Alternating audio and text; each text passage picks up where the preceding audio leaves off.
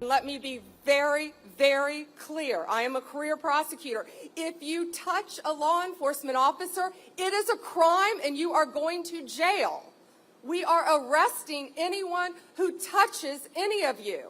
If you touch a federal officer, it's going to be assault on a federal officer, and we have our U.S. attorney here. And to all of you state and local officers, let's see what your DA does, because he better prosecute crimes against you, because we have your backs now.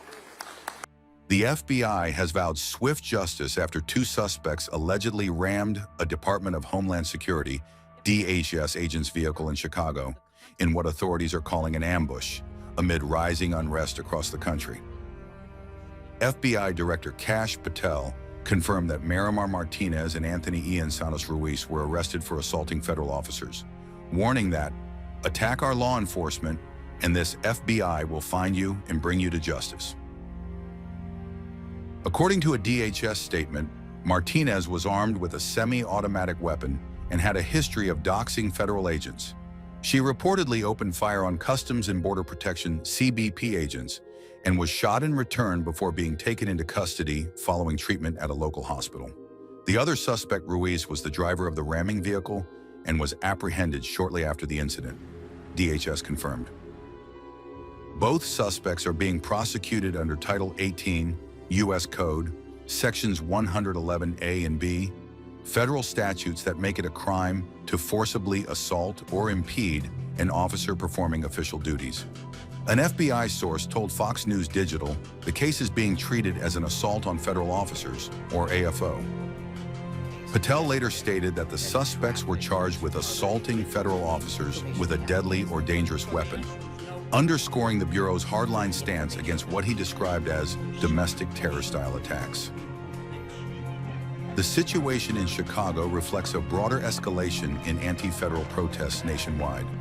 DHS reported that the Chicago scene turned increasingly violent as more individuals joined in, hurling smoke, gas, rocks, and bottles at law enforcement. Another protester was reportedly arrested for assaulting CBP agents during the same confrontation.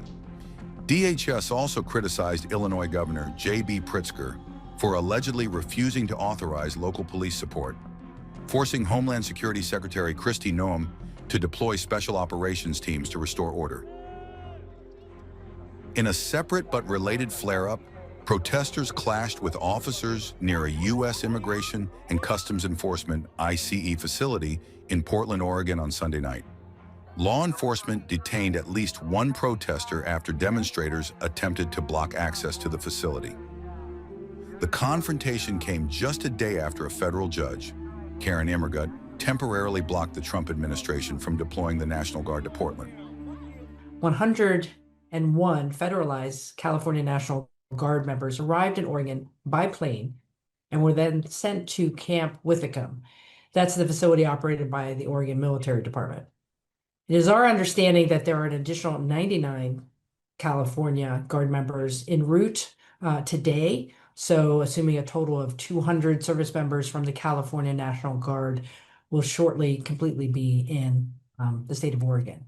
However, my office has received no official notification or correspondence from the federal government regarding this action by the president. The state of Oregon will absolutely not be a party to the president's attempt to normalize the use of the United States military in our American cities. Judge Immergut, a Trump appointee, emphasized that while the president typically has broad authority to federalize National Guard troops, such intervention must meet specific legal thresholds. Her ruling came after the Department of War announced that 200 Oregon Guard members would be placed under federal control for 60 days to protect federal property, a move critics said risked escalating tensions rather than calming them. Together, the Chicago and Portland incidents highlight deepening fault lines between federal and state authorities over how to handle growing civil unrest. While Washington frames the crackdown as a defense of law and order, state leaders argue that militarized federal responses are only stoking more resistance, setting the stage for a volatile political and legal showdown.